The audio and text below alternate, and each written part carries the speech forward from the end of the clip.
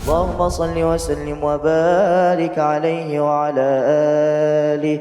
Okey, berkaitan dengan telinga ni, dalam mazhab Syafi'i sebenarnya telinga ada dua pendapat, batal dan tak batal. Boleh lihat dalam Minhaj misalnya. Ia berpunca, khilaf ni berpunca daripada rongga di bahagian kepada dua. Rongga di bahagian kepada dua. Satu dipanggil rongga yang ada quwwatun muhilah. Okey. Apa maksud quwwatun muhilah? Dia ada kemampuan pencernaan, mencerna makanan, mencerna ubat. Maka telinga dia tak ada. Dia tak ada quwwatun muhilah. Satu lagi ureter, iaitu saluran kencing.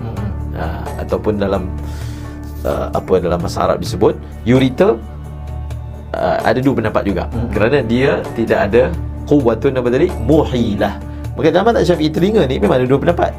Pendapat yang pertama tak batal. Sebab walaupun dia rongga tetapi dia tidak ada quwwatun muhilah. So tak batal. Okey, sebelum tu maksudnya mungkin ada orang yang bila bahas benda ni dia menggambarkan bahawa ulama dulu tak sedar telinga ni bukan rongga yang sambung ke perut. Mungkin ulama tak sedar. Jadi bila ada khilaf gini menunjukkan sebenarnya ulama sedar. Jadi jangan buat pandai lah.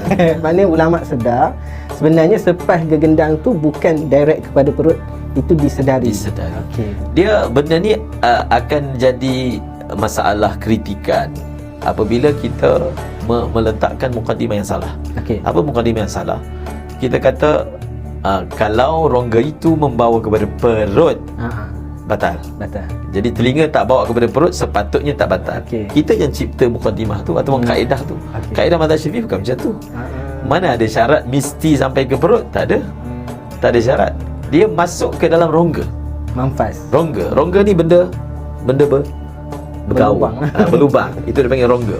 Dan perkara ini sebenarnya dikiaskan kepada kerongkong. Contohlah, kalau makanan masuk sampai kat kerongkong je, sampai perut tak? Sini je. Sini, lepas tu dia keluar balik. Dia masuk? Tak. Batal tak puasa? Batal. Batal. Menunjukkan point masuk dalam perut itu bukan point, bukan elat. Kalau sekadar sini sampai sini, keluar balik. Tak ada kenyang, tak ada hilang dahaga. Dia komo-komo nak bagi tekak dia tu segar sampai sini, tapi dia kata tak masuk dalam perut. Batal.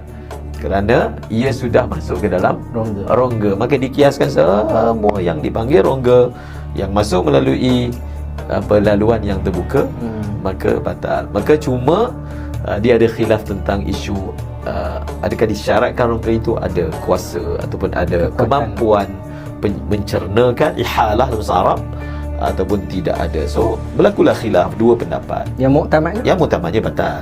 Yang pertamanya adalah batal. Dan ada satu orang ulama Syafi'i, beliau ini kalau dalam senarai muhakkik mazhab Syafi'i ini kita gelar dia sebagai muhakkik mutaakhirin.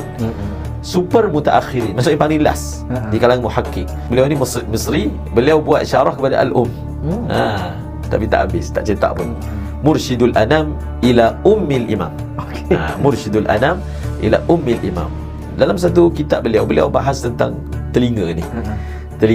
Beliau mentahqiqkan telinga dalam mazhab Al-Masyhur, dan beliau bawa rajah, kegendang dan semuanya, dan beliau kata tak mungkin ulama kita bercakap tentang rongga bertentangan dengan yang kajian ulama tasyrih. Ulama tasyrih ni ulama kaji tubuh manusia lah. Tak mungkin. Cuma mungkin orang akan kontra akan benda ni bila kita memahami yang batalkan puasa kalau mengenyangkan. Sebenarnya tak, sekadar masuk dalam rongga, dan dalam telinga memang ada rongga, confirm. Dan rongga telinga memang dia ada dinding. Dia ada dinding. Dan Syekh pun sebut tentang dinding tu. Dinding tu hanya akan boleh masuk ke sebelah kalau orang tu ada sakit. Sehingga dinding dia berlubang dan masuk kat sebelah sana, dan dia memang boleh turun sampai sini, bawah sini. Tapi itu tidak merupakan syarat untuk jadi batal. Dan ulama kita menyedari perkara itu, dan masalah itu memang ada khilaf.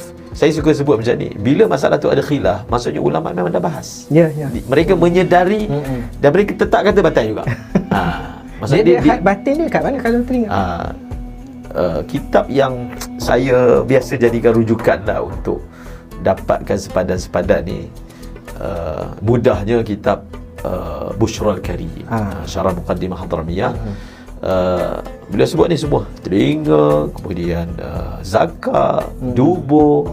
Beliau juga sebut tentang inilah halqum, dan beliau sebut lafaz dia yang membatalkan ni adalah ma wara'al muntabiq. Kalau nak terangkan dengan lebih jelas, kalau saya masukkan jari paling kecil, iaitu apa dia panggil, jari kelingking, dia tak akan sampai. So kalau kita pergi kat telinga, ada bahagian yang kita boleh nampak, ada bahagian yang dia di sebalik muntabik, benda yang berbelok daripada telinga tu punya apa, lereng, laluan. So dia adalah bahagian berongga di belakang bahagian yang tertutup, daripada bulatan ataupun daripada lipatan telinga. Belakang tu, gua yang ada dalam tu, kan telinga ada gua dia kan, dan yang dalam tu ada gegendam. Itulah kawasan itu yang kalau masuk batal. Jadi Syekh Haidar kalau saya selalu jawab soalan ni, dia kata kalau orang dikorek telinga pakai jari memang tak batal. Kata bab boleh sampai ataupun tak sampai, ikut telinga orang tu. Tapi kalau dia cucuk dalam memang boleh sampai. Kata bab sebab dia kecil, boleh masuk ke kawasan tersebut. Dan perkara ini kembali kepada yang kita sebut tadi, iaitu ta'abbud. Apa jadi kalau korek telinga? Kenyang kan? Kenyang kan korek telinga? Tak. Dia ada usul. Ini dalam mazhab Syafi'i sudah pastilah. Mazhab lain, contoh mazhab Al-Imam Abu Hanifah, tak batal. Dalam mazhab Syafi'i pun ada pendapat yang kata tak batal kan, tadi disebut dalam Minhaj oleh Al-Imam Nawawi rahimahullah.